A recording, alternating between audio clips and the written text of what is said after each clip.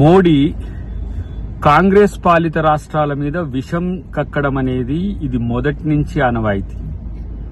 ఆయన బీజేపీ పాలిత రాష్ట్రాలకే ప్రధానమంత్రిగా వ్యవహరిస్తున్నాడు. తెలంగాణ ప్రభుత్వం మీద, కర్ణాటక ప్రభుత్వం మీద, హిమాచల్ ప్రభుత్వం మీద ఆయన చూపిస్తున్న వివక్ష రాజ్యాంగ వ్యతిరేకం. రాజ్యాంగ వ్యతిరేక శక్తిగా ఒక ప్రధానమంత్రి ఉండడం అనేది దురదృష్టకరం. నిరంతరం నిధులు రాకుండా చేయడం, ప్రభుత్వాలను అబాసుపాలు చేయడం, ముఖ్యమంత్రుల మీద క్యారెక్టర్ అసాసినేషన్ చేయడం అనేది ఒక తంతుగా మారిన పరిస్థితి. ఈరోజు తను తెలంగాణ మీద చేసిన స్టేట్మెంట్ ఏంది? బుల్డోజర్ గవర్నమెంట్ అంట. నీ ఉత్తరప్రదేశ్ కంటే బుల్డోజర్ గవర్నమెంట్ అయిందా? ఇక్కడ ఇస్తున్న సన్న బియ్యమో, బీసీ బిల్లో, ఎస్సీ బిల్లో, లేకపోతే 6 గ్యారెంటీల్లో ఇస్తున్న ఉచిత కరెంటో, లేకపోతే ఉద్యోగాల కల్పన, ఇవన్నీ ఏం కనపడవు. ప్రతి నెలలో కనీసం 4 పైచిలకు కార్యక్రమాలను తెలంగాణ ప్రభుత్వం, రేవంత్ రెడ్డి గారి ప్రభుత్వం చేస్తుంటే ఇలా మీకు, మీ ప్రభుత్వానికి, మీ పార్టీకి కండ్ల కుట్ర లేదంటే ఒక ఈర్ష్యాపూరితమైన ధోరణితో మీరు చేసిన కామెంట్ ఒక ఫక్త్ పొలిటీషియన్ గా, ఒక చిల్లర రాజకీయ నాయకుడిగా కనపడ్డ పరిస్థితి. కాబట్టి ఈరోజు ఆత్మపరిశీలన చేసుకోవాలి. మోడీ, నీ పరిపాలన ఎంత దరిద్రంగా ఉందో మేము చెప్తే మీకు ఇంకా నిద్ర కూడా పట్టదు. మోడీ పరిపాలన ఈరోజు ఎట్లుంది? ఆయన ఈ దేశాన్ని 2 దృక్కోణాల నుంచి చూస్తుంటూ 2 రాష్ట్రాలుగా, 2 ఫేసెస్ గా చూస్తున్నాడు.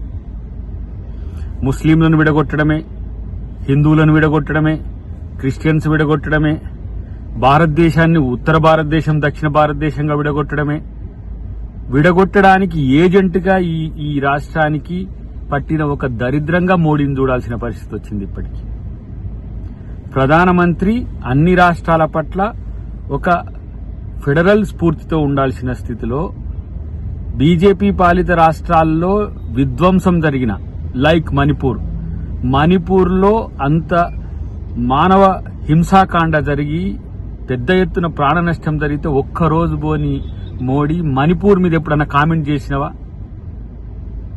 మోడీ ఇలా ఒక నియంతగా, ఒక ఫాసిస్ట్గా ప్రపంచం మొత్తంలో ఈరోజు ప్రచారం ఉంది. కానీ అమెరికా కాడ ఇలా చేతులెత్తి వాళ్ళ మోచేతి నీళ్లు తాగడానికి ప్రయత్నం చేస్తాడు. కానీ కాంగ్రెస్ పాలిత రాష్ట్రాల్లో ఇంత మంచి కార్యక్రమాలు చేస్తుంటే, రాజ్యాంగబద్ధ రాజకీయాలు చేస్తుంటే, రాహుల్ గాంధీ గారి నేతృత్వంలో అపోజిషన్ పార్టీ పార్లమెంట్లో తన పెర్ఫార్మెన్స్ చూపిస్తున్నప్పుడు రాష్ట్రాలుగా ఇలా తెలంగాణ తన వీరోచితమైన పోరాటం మీ మీద చేస్తున్నందుకే ఈ కుట్ర చేస్తున్నావు.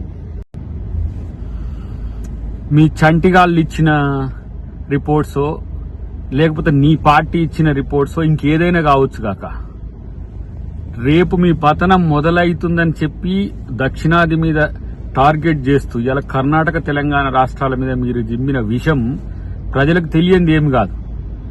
నిధులు ఇవ్వడానికో, ప్రత్యేక పథకాలు ఇవ్వడానికో, లేకపోతే ఇతరాత్ర ఏ కార్యక్రమాలు చేయడానికి నీకు చేతులు రావు.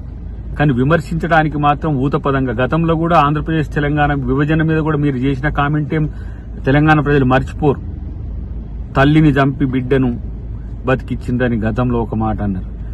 మరి బతికిన బిడ్డకో, చచ్చిన తల్లికో నువ్వు చేసింది ఏంది అని అంటే బూడిదని. కాబట్టి ఈరోజు మోడీ ఒక రాజనీతిజ్ఞుడిగా, ఒక రాజ్యాంగబద్ధ పాలకుడిగా లేకపోవడం అనేది భారతదేశానికి పెద్ద నష్టం. అన్నిటికంటే ఈరోజు ఈ దేశాన్ని అప్పుల పాలు చేసి 130 లక్షల కోట్ల అప్పుల పాలు చేసి ఈ దేశాన్ని ఆర్థిక మాంద్యం వైపు తీసుకుపోతున్న మోడీ కాంగ్రెస్ పాలిత రాష్ట్రాల మీద కామెంట్ చేసే నైతిక హక్కు లేదు. నువ్వు ప్రధానమంత్రిగా కాకుండా ఒక గ్రూప్ నాయకునిగా మాట్లాడితే తెలంగాణ ప్రజలే కాదు, యావత్ భారతదేశ ప్రజలు కూడా చీత్కరించుకుంటారనే విషయం తెలుసుకుంటే మంచిది. మోడీ తన స్థాయి దిగజారి చేసిన కామెంట్స్ ను సరిదిద్దుకోవాల్సిందిగా సూచన.